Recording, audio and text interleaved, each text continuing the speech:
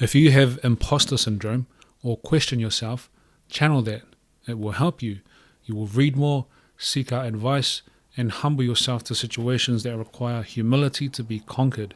If you're anxious and overthink everything, if you can imagine the worst case scenario always, channel that too. It will mean you are ready when the most challenging days arrive. And if you are thin-skinned and sensitive, if criticism cuts you in two, that is not a weakness, it's empathy. In fact, all of the traits that you believe are your flaws will come to be your strengths. The things you thought would cripple you will in fact make you stronger, make you better. They will give you a different kind of power and make you a leader that this world, with all its turmoil, might just need. That is an excerpt from the book A Different Kind of Power by Dame Jacinda Ardern, who was the former Prime Minister of New Zealand. And that excerpt is just encouragement from Jacinda to anyone, in particular, I think, women who want to enter politics, that if you have imposter syndrome, if you feel like you don't fit the traditional mold, you should push on anyway. And she also emphasizes on the fact that if you think you're super empathetic, if you're thin-skinned and sensitive, if criticism cuts you in two, that's not a weakness, it's empathy. And so you can use that to your advantage. It'll come to be a strength, and as we'll go throughout this book, you'll learn more about how Jacinda used that to her advantage and ultimately allowed her to be a very, if not one of the most empathetic prime ministers New Zealand has ever had. So what I've done is that I've read this book and I've just taken different excerpts from the book, and they comprise of stories throughout the book and also lessons that I think will be of value. So it might not create a narrative that you can follow along to, but I think the stories and the lessons that I've taken out are going to be of great value to you that you can use in your own lives. And also it gives you a good understanding of the type of person that Jacinda is. Not a full understanding, obviously. I'd encourage you to go read the book yourself, but I think it gives you enough to understand at least how she became the empathetic leader she was. Okay, so the first story is from when Jacinda is just started school, and it's a cold winter day, and Jacinda and her sister Louise are on their way home when they see a young boy with shorts, no shoes, an oversized backpack, and brown streaks of diarrhea running down the back of his legs. And this is what she says: "My sister and I slowed down. The boy's sobs were loud and sounded a bit like choking. I was still so young, but I was old enough to have a persistent thought. He shouldn't be alone. My sister and I held hands and watched him silently. I think we both believed it was better if he didn't know we'd seen him. We watched him move farther from us, and all the while I willed, as hard as I could, but silently, 'Please, someone come and find him.'" And so you can see that these early experiences are going to develop a deep empathy. Okay, moving on. One day, here's another story. One day as a young girl, Jacinda was heading into town, and so she's walking past the police station car park, the police station her father was the sergeant for, and she sees a confrontation between him and a group of men. And she tries to sneak past without getting the attention of her father, but her and her father lock eyes, and her father calmly says to Jacinda to keep walking. And so she sprints past, heads to town. On her way back home, she walks past the police station again and notices that it's now empty. And later that night, when she got home, she wondered how her dad got out of the situation. And this is what she thinks. She's like, "I don't think my dad would have got out of that situation without using physical force." But this is what happens when she gets home. That night, when Dad came home, I asked him how he got out of the situation. I couldn't imagine an exit other than one using force. I must have said something like this, because he furrowed his brow, his expression making it clear that he was disappointed in me. "Jacinda," he said, "my words will always be the greatest tool I have." So it's a great lesson. Then and there she understands that words have power, and they're so powerful that they can de-escalate any situation, even ones where physical violence seems imminent. Throughout her youth, Jacinda saw a lot of major events on TV, such as the Lockerbie bombing, the fall of the Berlin Wall, and Nelson Mandela walked from prison. And so seeing these events gave her an important lesson. I didn't always fully comprehend these stories, but they still left their mark. The town I lived in, the life I had, seemed so far away from what I saw on the news each night, and yet it didn't. So long as there were people in the images, I felt somehow connected to them. They were also showing me something. The world is so big and life could be so fragile, I understood, but not so big that one person can't do something to change it. So here she learns, no matter who you are, no matter where you're from, you can change the world. Okay, Jacinda's first job was delivering leaflets for a local grocer, which was the Foursquare. And if you live in New Zealand, you'll be quite familiar with the Foursquare. You usually find them in small rural towns that are too small to have a big full-on supermarket. So Jacinda and her sister Louise would deliver the leaflets to all the homes on their route. However, there was one house that she dreaded delivering a leaflet to because of a big, scary dog. And here she talks about despite the fare, she would never skip it. Still, for all my fare, I never skipped number 22. I couldn't. Delivering a leaflet to that house and every other house was part of my job. To do otherwise would have been wrong. I felt like cheating. I would be letting someone down somewhere, and if I did that, well, who knows exactly what might happen. For one, I would feel terrible guilt, and it might be a transgression that would even be chalked up on my ledger of misdeeds. So another lesson here. Always finish the job no matter what. Even if you're scared, even if it's a big scary dog in front of you, just to always follow through. Also, but if you encounter a dog and it's pretty aggressive, just take it easy. So moving on, here's a story where Jacinda, she had a childhood friend named Fiona, and Fiona's brother, Theo, he had committed suicide. And so Jacinda is at Fiona's house before the funeral. And also just bear in mind, Jacinda is a Mormon, so she grew up Mormon. But she's at Fiona's house before the funeral of Theo, where she witnesses an interaction between Fiona's mum, Vicky, and a guest. The guest tried to offer comfort to Vicky and made a comment about God. Vicky, who was serving bread and soup, responds by saying, "God? If there is a God, how could he take my son? How could he?" Vicky doesn't finish and instead slammed her hand on the table so hard the forks and knives jumped while she tried to suppress a cry in the back of her throat. And so here Jacinda talks about this experience being one of the first moments her Mormon religion couldn't explain. In the gripping silence that followed, no one looked at one another. My mind started reeling, searching for an answer to her question. If there is a God, how could he? I had been a committed member of my church my entire life. I'd never once doubted the existence of God or the truth of the religion that had been a part of my family since Nana first spoke with Mormon missionaries long before I was born. The only thing I'd ever doubted was the strength of my own faith. I'd always been taught that everything that happened was a part of God's plan. If there was a question you couldn't answer within your faith, then you just weren't meant to understand it. And that simple view had sufficed, until now. I still believe in you, God, I remember thinking, but I do not understand this. I will never understand this. So this is one of her first experiences with religion not being able to explain something to her, and it's the start of many experiences where she starts to compartmentalize things that she couldn't reconcile with her religion. And later on you hear that she struggles with it a lot and eventually it comes to a head. So while a member of the Mormon church, Jacinda talks about how she would join Mormon missionaries door knocking. And these sessions door knocking would show her that there were people that really needed help.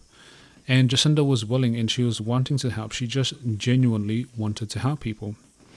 While I might have struggled with starting conversations about God and sometimes even politics, I would learn that if I was there to ask someone about their lives, what would make a difference to them, well, that I could do. That I wanted to do. I could talk to the mother whose home was so poorly ventilated that streaks of condensation ran down the inside of her windows and whose children were sick. I could sit down with the man who had just moved off the streets and into his first home and discuss how the joy of shelter also contained the pain of loneliness. In fact, I could do these things without reservation. On those future doorsteps, not only would I ask, but I would share ideas that had been turned into policies that might fix a problem. And when I did that, there was no need to hang back anymore. This is what I think makes Jacinda what made her a great politician, is that she genuinely wanted to help people, and she did it without expecting anything in return. The history of New Zealand is much about the relationship between Māori and the British Crown. In 1995, the New Zealand government apologised to Waikato Māori for breaches of the Treaty of Waitangi, and they settled with Waikato Tainui, which included $170 million in compensation for land confiscation. And here Jacinda provides an important insight about what it means to love your country, even if it has a history where terrible things happened. It was the first settlement reached between Māori and the government and triggered plenty of debate in the news. Reporters shoved microphones on the people's faces in the street and asked if they thought settlements were a good idea. Often you'd hear comments like, "Isn't that all in the past?" or "We just need to move on." There was a strange nervousness in these answers, as if addressing a wrong somehow made everyone complicit, or perhaps less patriotic toward their home. But learning New Zealand's history didn't change how I felt about my home country. In fact, it was in Mr. Fountain's class, lesson by lesson, that I realized loving where you are from means seeing all the wrongs that needed to be fixed and all the ways that it could be better. 2 points here. Jacinda is a proud New Zealander, and 2, she walks the talk in that she righted some of the wrongs. For example, the 2021 apology to Pacific communities for the dawn raids that occurred between 1974 and 1976, among other pieces of legislation that she passed. From an early age, Jacinda loved to discuss issues with her parents and even her friends' parents, and this led her to debate in high school, which allowed her to eventually compete in national competitions. And here she talks about an issue she debated that she would continue to think about later during her time in politics. Through the years, I debate on behalf of things I believed in, and also on behalf of things I didn't. I debate issues of the day, issues that were purely theoretical, and issues that made me think that smoking should be banned, that New Zealand should withdraw from the Commonwealth, and above all, one that I would come to think about often in the future, that the difference between what we are and what we could be is the greatest waste. So later in the book, she comes back to this idea saying that basically, what if our lack of ability to reach our full potential is due to an endless number of compounding small life events and traumas, like tiny moments of dehumanization that accumulate over time, becoming more than the sum of their parts. It's an interesting perspective on how some people don't reach their full potential. What if it's not just from a major event in their life, but just a collection of small ones that become greater than the sum of their parts? It's an interesting take. Imposter syndrome. It is a feeling that a lot of people feel, including Jacinda, which we heard about in the introduction. And so Jacinda talks about the first time she learned about imposter syndrome, and it was from her high school teacher, Mr. Fountain. Mr. Fountain tells Jacinda that on some days he thinks someone in the classroom is going to jump up and announce to everyone that he doesn't know what he's doing. And this is what he says. This is what she says. It took me a moment to understand what he was saying. Mr. Fountain was the best teacher I'd ever had, and yet what he was describing felt so familiar.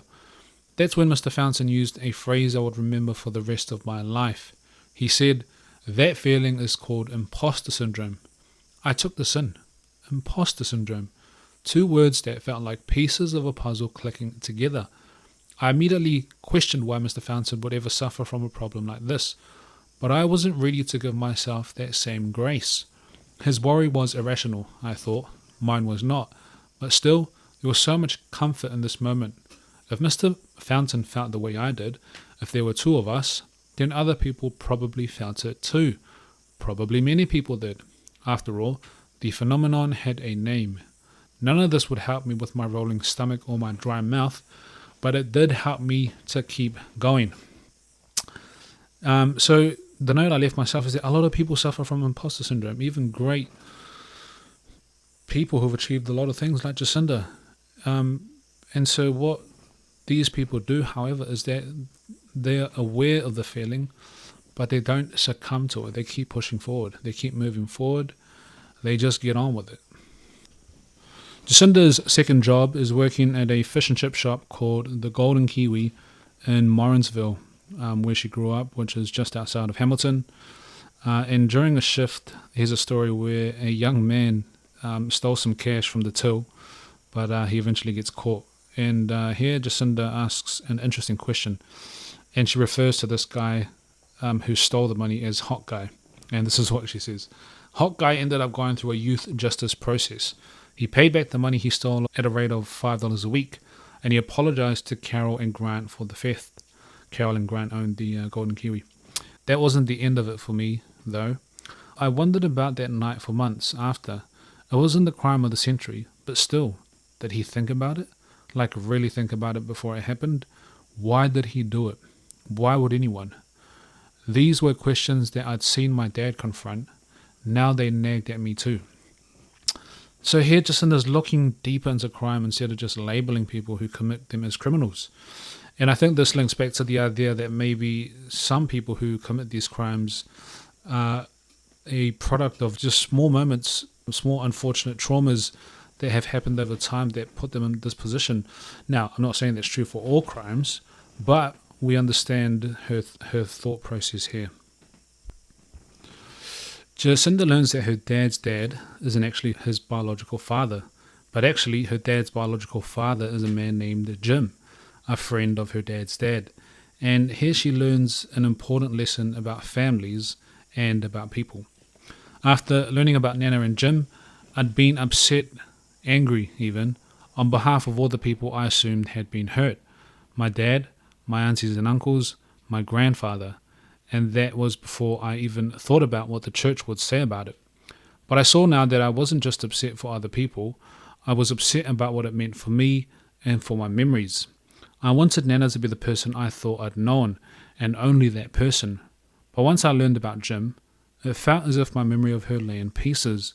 I wished so badly that I could talk to Nana, ask her why, what had happened, so that I could begin to put those pieces back where they were meant to be.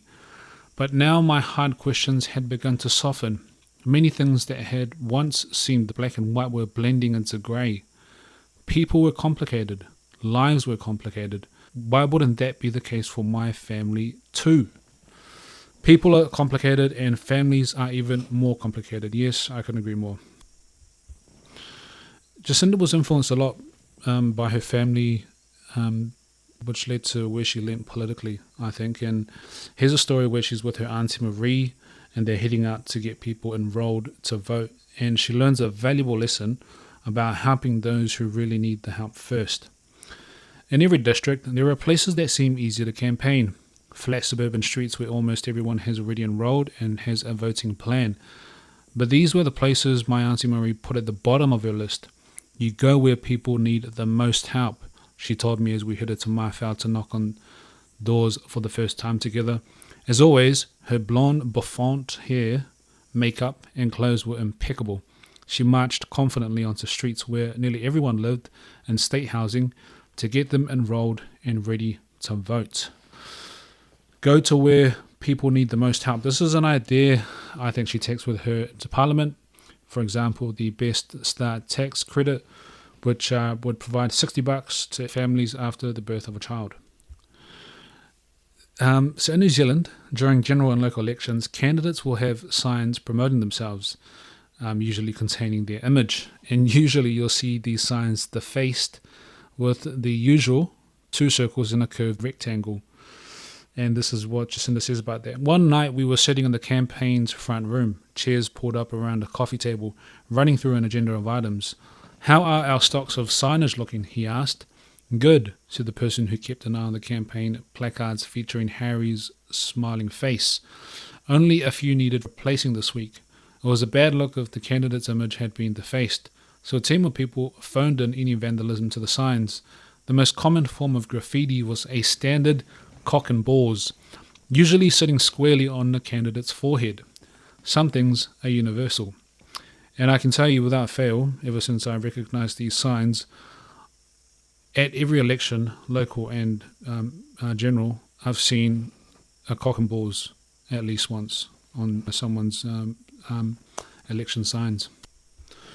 Here's an insight that Jacinda talks about where she, it's the 1999 election, and it results in Labour defeating the National Party, where Helen Clark would become Prime Minister. Helen Clark would take over the position from Jenny Shipley, the only two women before Jacinda to be Prime Minister. And here Jacinda describes the importance of representation. I look back on this now, and I think how absolutely remarkable this was. In my short lifetime, I'd been able to see not just one woman reach the highest office in the nation, but two. Because of them, it never occurred to me that my gender would stop me from being involved in politics, or that it wasn't possible to be a woman and to lead. So the idea I've written down here is that representation matters.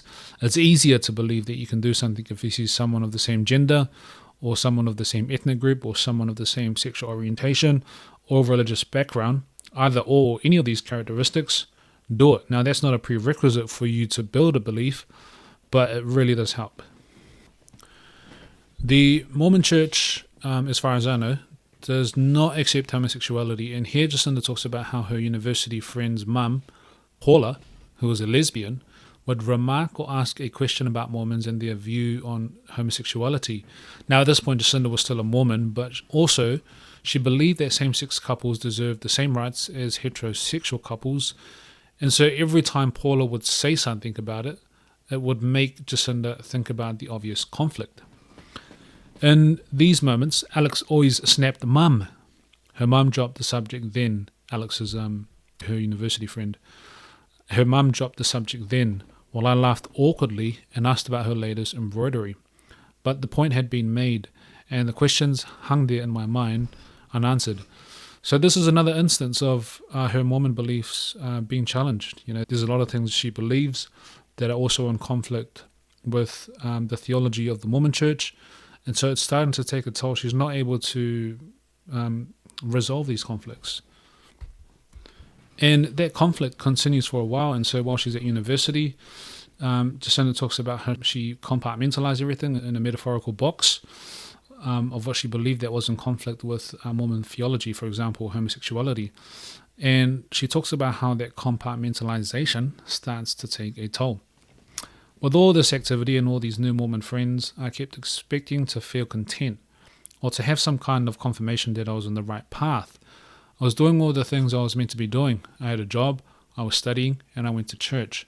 But driving home from Hamilton one night, I couldn't shake the feeling that for all my wonderful friendships and the welcoming community I was in, I still didn't quite fit.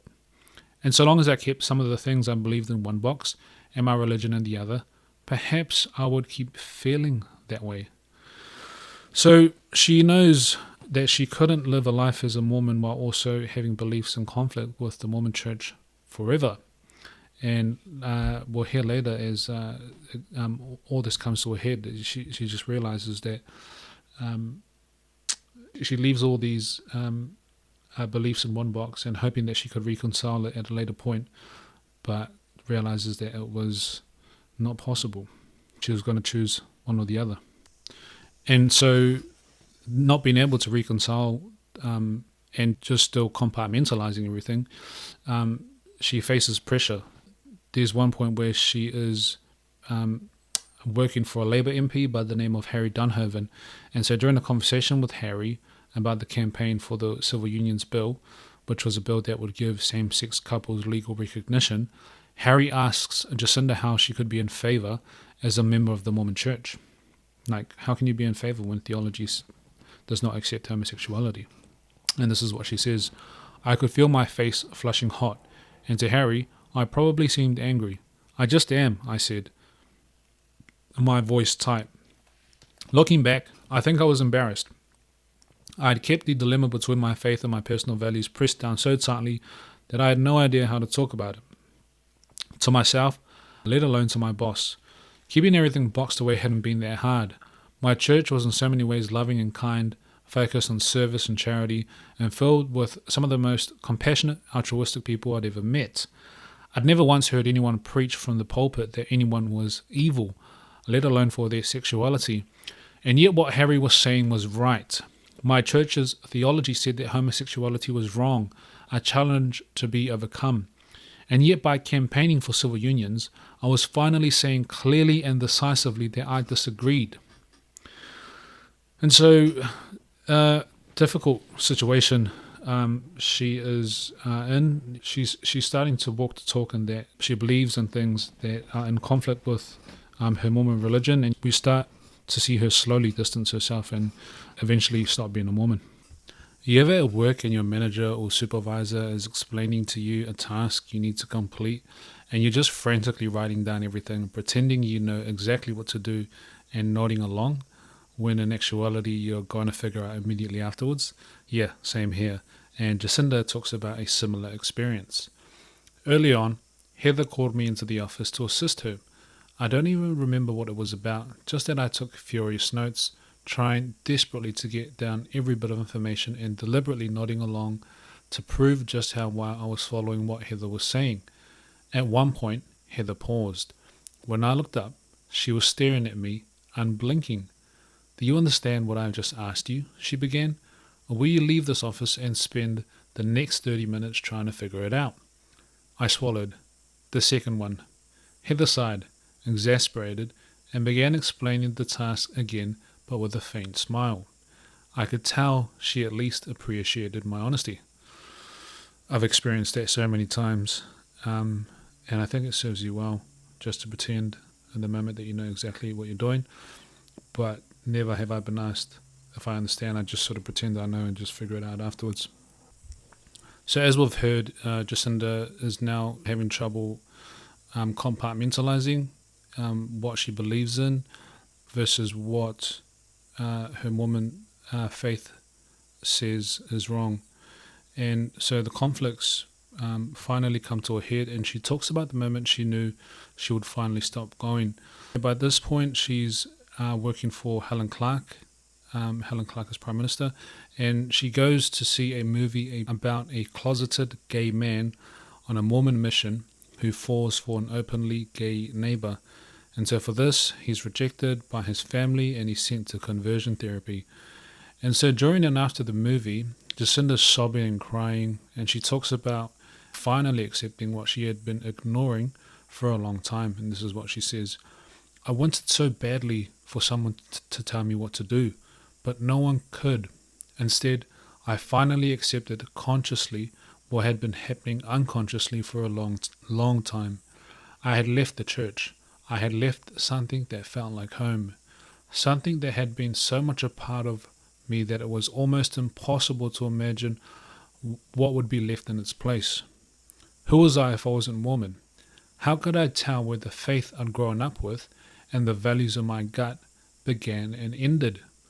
How would I know if I were a good person if I didn't have religion as a yardstick? But none of these were questions I was ready to face. The grief of losing my faith was enough. And so it's a pivotal moment in Jacinda's life, and even though it hurt so much, she knew it was the right thing for her to do.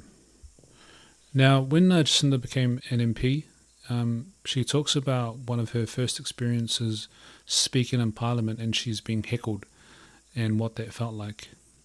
And this is what she says. I was still speaking, but I could barely hear my own words. I didn't want my internal quiver to become an external shake. I didn't want them to see how inexperienced I felt, how silly.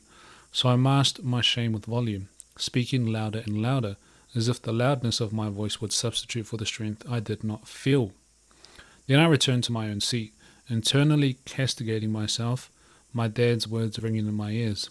Too thin-skinned for Parliament. I wasn't naive. I knew that the job came with snide comments from other politicians, casual insults from the public, and the sad but simple fact that anyone who stands in any spotlight can and will attract haters.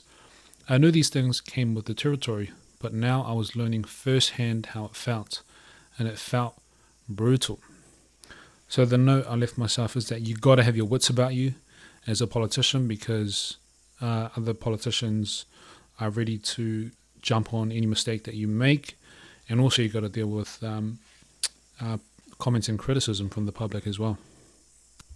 And so Jacinda is wanting to figure out how she can toughen herself up, and she leans on a colleague with a reputation of being tough for advice on how to be tough, and that MP was Trevor Mallard.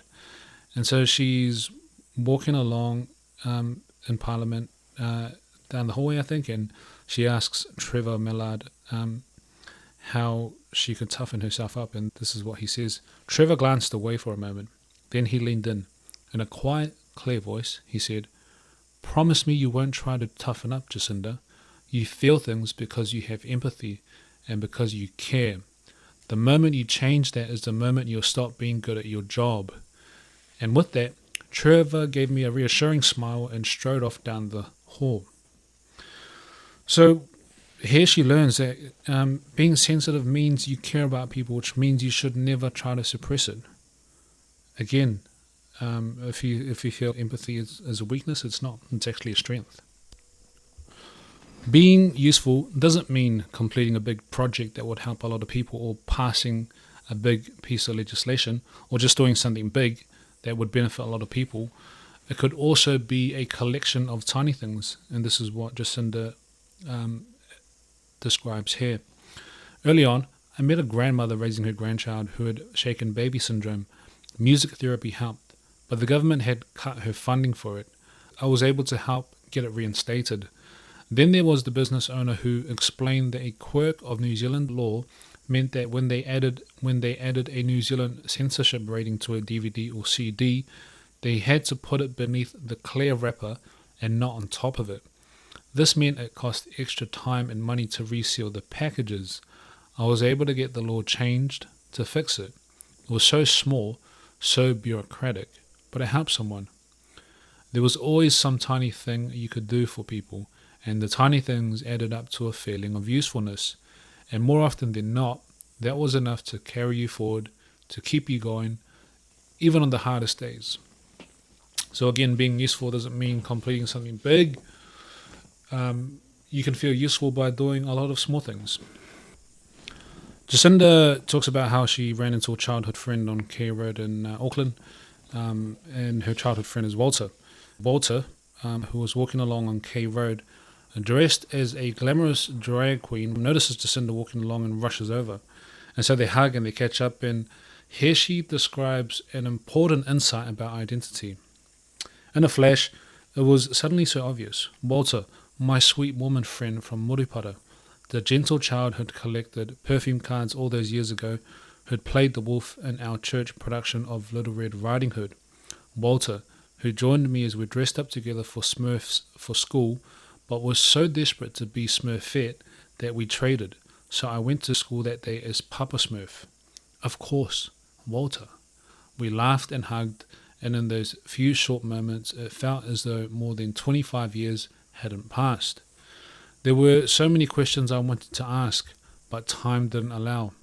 Instead, I left our short meeting on K Road that day believing undisputedly, whether you were born into a Mormon household or an agnostic one, a small town like Murupara or a big city like Auckland, we are who we are, and no one should ever be told that is not enough.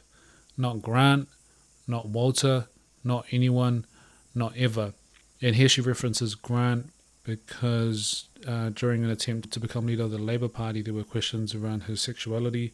When I say Grant, I'm referencing Grant Robinson, who was former Minister of Finance and who was also openly gay. And so that's what she means when she references Grant there. But I totally agree with her that we are who we are, and no one should ever be told that that is not enough. So now Jacinda is a few years into her role as an MP, and she talks about the moment she realised that her thin layer of skin was thickening, meaning that she was not feeling rattled by comments from politicians that weren't true, for example. And this is what she says. Inside, though, I began to notice that something had changed when I heard comments like this. After 8 years in Parliament, the shock of them had worn off. They no longer surprised me. They no longer even offended me. In fact, something more powerful was starting to happen.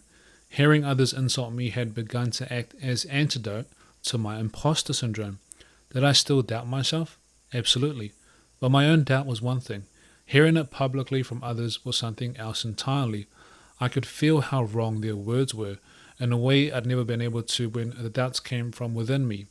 I wasn't facile, I wasn't empty, and now I was determined to prove it.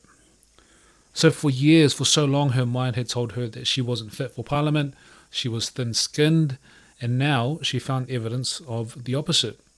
And the note I left myself is that your mind will continue to tell you that you can't do something, that you don't fit, that you don't fit the traditional mold. And so here's proof that if you persist, if you're able to ignore the noise and just try, you might just prove yourself wrong. Okay, moving on. Jacinda talks about the moment she would become Prime Minister of New Zealand. So in New Zealand, we operate an MMP system, which means that a government must have a majority of seats, which means parties will have to negotiate with each other to form coalitions if no one party wins a majority. And a majority in the New Zealand Parliament is at least 61 seats. And so in 2017, Labour and the Greens from the left and National on the right did not have enough seats to govern, and so they required the help of New Zealand First. And here she describes the moment Winston Peters, the leader of New Zealand First, decided they would go with Labour. Winston had chosen Labour. The room erupted in celebration. I could hear the cheers around me and echoing up and down the hallway. But for me, everything briefly went quiet. I stared at the screen, taking in what had said. We have chosen Labour.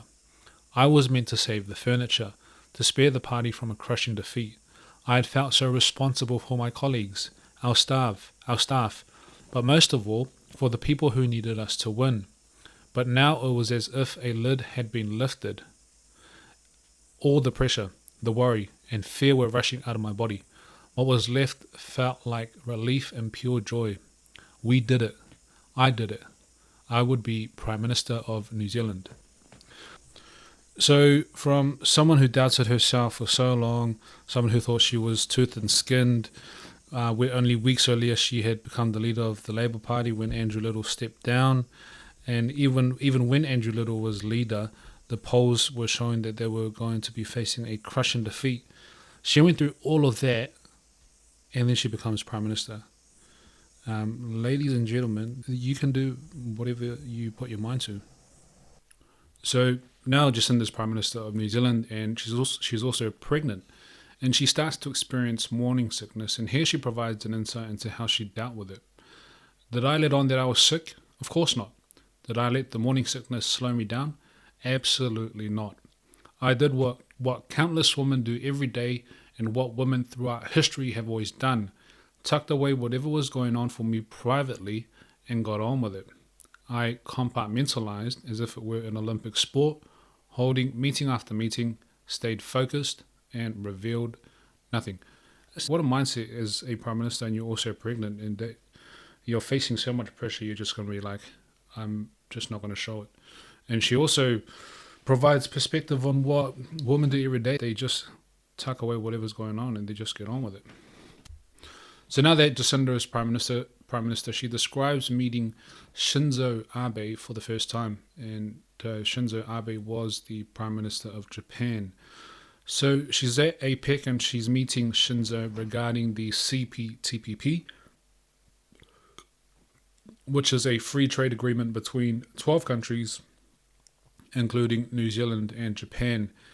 And so after their meeting, Jacinda and Shinzo are standing for the usual leader photo when Shinzo leans in and says, I'm sorry about paddles. He was referring to the ginger-haired cat Clark and I had adopted from a shelter that was hit by a car and killed outside our home a few days after I became Prime Minister. It was a rare personal moment and a flurry of formality that genuinely moved me. So at the same APEC meeting, CPTPP members were meeting to progress the agreement, trying to finalise it. And so Jacinda describes walking to this meeting alongside then Prime Minister of Australia, Malcolm Turnbull. And so they get to the conference room where the meeting was being held, and Malcolm walks straight in past security. However, Jacinda is stopped by security, And although she tried to explain to them that she was meant to be in there, they couldn't hear her and were busy looking out for other imposters. And this is what she says at that moment. I debated my next move when I suddenly felt a hand around my arm. Malcolm had reached back past the security guards and was now pulling me on the other side of them. She is the Prime Minister of New Zealand, he bellowed, indignant on my behalf. It was only then that I glanced down and saw what had happened. My long hair was covering my pin, and other than that shiny marker, there wasn't anything that made me look especially leader-like. And perhaps less so at a meeting where I was one of just 3 female leaders, alongside Carrie Lam of Hong Kong and Michelle Bachelet. Being a leader of your country doesn't mean you'll be recognised by everyone, even by someone who works in Parliament, specifically Parliament cafeteria. A few moments after my swearing in, I had gone down to the Parliament cafeteria to order some dinner. When I asked a staff member behind the counter if she could put it on my account, she looked at me, then asked for my name. I told her, Jacinda Ardern. She'd glanced down at her list of accounts. Can you spell that, please? I did, even as my protection officer stood next to me trying to stifle his laughter. Keeping it real, I thought, laughing along too. I'm quite surprised by that. Even in a country so small as New Zealand, even in the Parliament cafeteria, someone didn't recognise her. It's crazy. Jacinda talks about when she found out she was pregnant and was about to announce the news to the country, and she worried that it wouldn't be received well. However, here she concludes that it will be happy, that the country will be happy about it based on a fundamental truth. I had braced for the worst. I was a public figure, used to judgment and scrutiny. Now I was pregnant and unwed. I was also new to the job. If people wanted to have a go at me, they had plenty of reason to, but I hadn't considered a fundamental truth, that politicians are human first, and perhaps the public hadn't lost sight of that. And so maybe in the beautiful country of New Zealand, the happy news of a baby could be just that, happy. And she's right, politicians are human, and we tend to forget that, especially regarding politicians we don't like or disagree with. Here's another story during her pregnancy, and it's just an insight into her mindset. Even though she was pregnant, it was not going to diminish the quality that she provides as a Prime Minister. And so in March of 2018, about 6 months into her pregnancy, she travels to Tonga, Samoa, Niue and the Cook Islands on a Pacific mission with New Zealand delegates and media, and here she describes her mindset. So remember, she's pregnant and she's Prime Minister, something that's only happened once before, and that was Benazir Bhutto of Pakistan, and now Jacinda Ardern of New Zealand, and here she describes what image she wanted to portray to the travelling party. On these trips, the media were with us around the clock. They travelled on the Defence Force 757 with me. They were on the ground with me at every event, meeting and meal. I decided if they were going to be my constant companions, then I would show them, pregnancy or not, that I had stamina. The air was sweltering throughout the tour, and at one press conference I could see streaks of sweat trickling down journalists' faces. I was dressed modestly, my arms and knees covered, and before long my feet began to swell, and my shoes, which normally fit comfortably, dug into my skin painfully. But rather than wrap things up, I kept going until there were no more questions, only silence from the gathered press gang, long after the time available had passed. Only then, when I was certain I hadn't been the first one to cave, I hobbled away to shove my feet into a cold bath. The only note I left myself was just an extraordinary amount of respect for Jacinda. Obviously, you respect her, and I've mentioned that many times during this podcast, but after that, wow. Jacinda describes getting some advice from Queen Elizabeth about raising children in the public eye, and this is what she says. While in London, we met Queen Elizabeth, our Queen. She had, of course, raised children in the public eye. So in our private meeting, I asked if she had any advice. You just get on with it, she said simply. She sounded so matter of fact, just as my grandma Margaret might have. I squeezed the package I was holding, a gift for the Queen. It was a framed image of her during a royal tour to New Zealand in 1953. Her head back in a full relaxed laugh. You just get on with it. Of course you do. It's a nice piece of advice. Doesn't matter what's going on. You just get on with it. So again, here we touch on the cause why some people don't reach their full potential, and the issue that Jacinda debated about. So here she's asking the question, what could be the cause, or what could be the causes? The difference between what we are and what we could be is the greatest waste. I still thought about this debate topic from my high school years often. What if the difference, that loss of human potential, stemmed not just from big, memorable life events and trauma, but also from an endless number of compounding small ones? What if tiny moments of dehumanization accumulate over time, ultimately becoming much more than the sum of their parts? And if so, what if we could do something about that? So we touched on this throughout this podcast many times, and the note I left myself is that I also think the opposite is true. Human potential can be achieved by the compounding of small positive actions or good habits over time. Here's a funny story. It's from the perspective of security that travels around with Jacinda. It's a funny interaction with her and a member of her security team. And this is what she says. At a certain point, I noticed that one of the members of my security team had begun to travel with a very small bag. Just to provide a bit of context, this is while she's pregnant. At a certain point, I noticed that one of the members of my security team had begun to travel with a very small extra bag. When I asked him what it was, he answered, "It's a first aid kit, ma'am.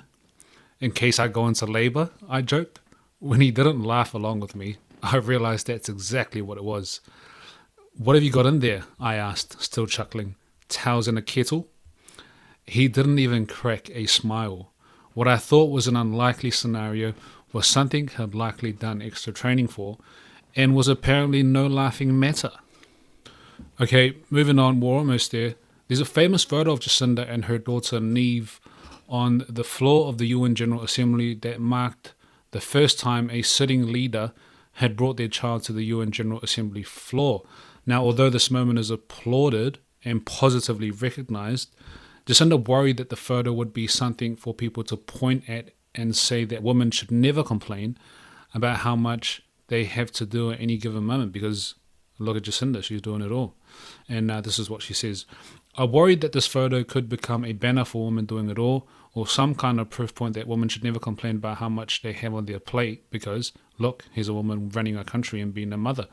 Sure, women can do it all. They are mothers, workers, caregivers, change makers, advocates, counselors, cheerleaders, often doing these things with little support. But that doesn't mean they should. Women shouldn't have to choose, the way our mothers so often did, between being good at their profession and being a good mother or daughter. There should be support networks, a village, whatever you call it, that can help them be all those things without completely losing themselves in the process. That's what I was blessed to have at the UN and elsewhere, the love and support of others. And today, that's exactly what I say when anyone brings up that photo in the UN, or when they stop me in the supermarket to ask how I did it. It's true, it takes a village to raise a child. Okay, after the Christchurch terrorist attacks, Donald Trump, the President of the United States, called Jacinda. And here Jacinda describes the phone call. During the phone call, Trump asked Jacinda if the New Zealand government was labelling the gunman a terrorist. And this is what she says. "Yes," I told the president. "This was a white man from Australia who deliberately targeted our Muslim community. He is a terrorist." Trump did not respond to that. He simply asked if there was anything America could do. I waited just a moment, thought briefly about what a small country like mine might ask of a country as well-resourced as the United States. My answer was simple. You can show sympathy and love for all Muslim communities. Second to last one, Jacinda is at the National Memorial Day for the victims of the Christchurch terrorist attacks, when she sees Yusuf Islam, also known as Cat Stevens, perform the song she heard and cried to while she was in intermediate school, Peace Train.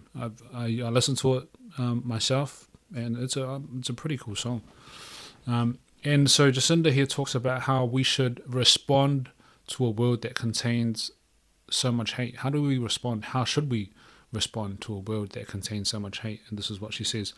The singer was Yusuf Islam.